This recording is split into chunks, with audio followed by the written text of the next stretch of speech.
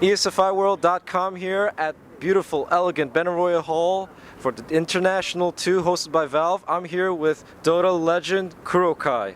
How are you, Kurokai? I'm fine, thanks. Okay.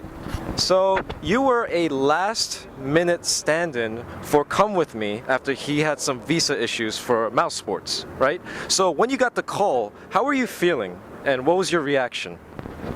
Like they asked me like 3 days before the tournament, actually, like when the flight was settled, and I wasn't sure to go actually in the first place, but some players convinced me to come anyway, since Mouse wasn't expected to play in the first place, and I didn't know if I can spend another 10 days in another country, since before that I've been to Gamescom 5 days and I was pretty tired.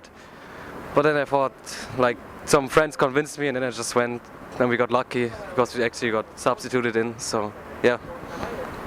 Were you kind of worried that maybe you would have poorer results because you would be a last-minute stand-in? Of course, that team chemistry is always an issue. Well, I go into this tournament personally without big expectations, since most teams here play really good and they're very prepared, and we actually aren't that prepared. And personally, I don't feel like I'm really in shape right now. I haven't been playing a lot of Dota 2 throughout the whole year. Just before, like 3 weeks ago, I started playing a lot actually. But these players been training for much longer time, and like I see, I've missed out a lot of stuff in the scene. So personally, I'm not satisfied that I play in this tournament with my current shape, but yeah.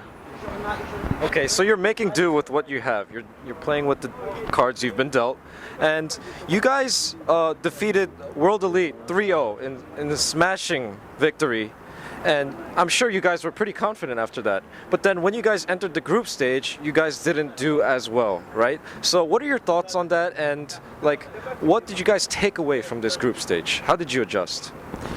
Well, like, we were happy that we won WE, but we knew that they weren't prepared at all playing Dota 2.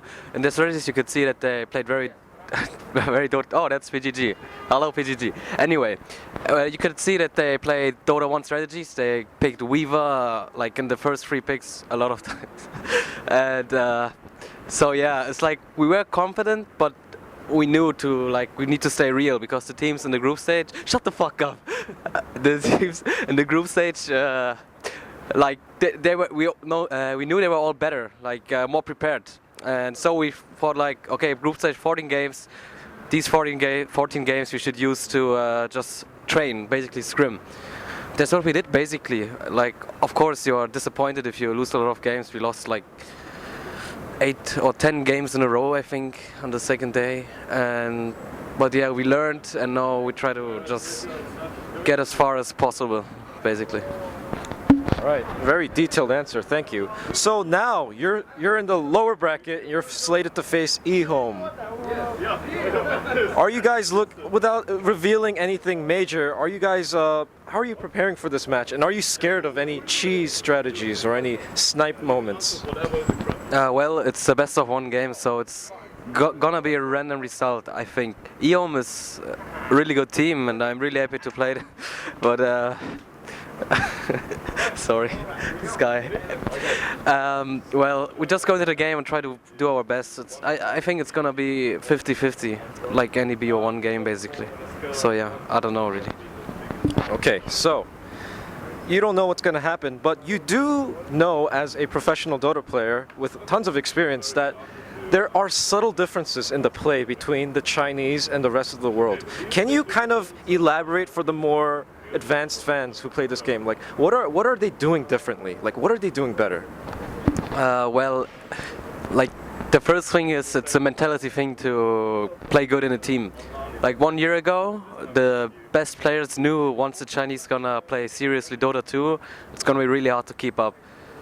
So it's like they have a really hard-working mentality, so they just play better in the end. It's like if Europeans bootcamp and Chinese bootcamp in the end, like you put 2 teams with the same skill on the, like let's say they both bootcamp for 1 month, the Chinese gonna come out on top simply because they're more disciplined and more hard-working. They take it more serious. It's hard for us Europeans to take this game really serious, because we're just being lazy or not smart enough to take this tournament serious enough, basically. So like in the game you can see they have not only better mechanics and individual skill. They have the key point is they have better strategies and they have better team play. That's very key. You can see in their team play, it's a very defined team play. They're very fast-paced and it's really, really awesome actually. So yeah. So I have a final few questions. Who do you think the top 3 for this tournament will be? Well, any team has a shot, I guess, but in the end, I guess LGD and IG will go to the top 3, and the third team is gonna be any team. I don't know. Maybe Zenith.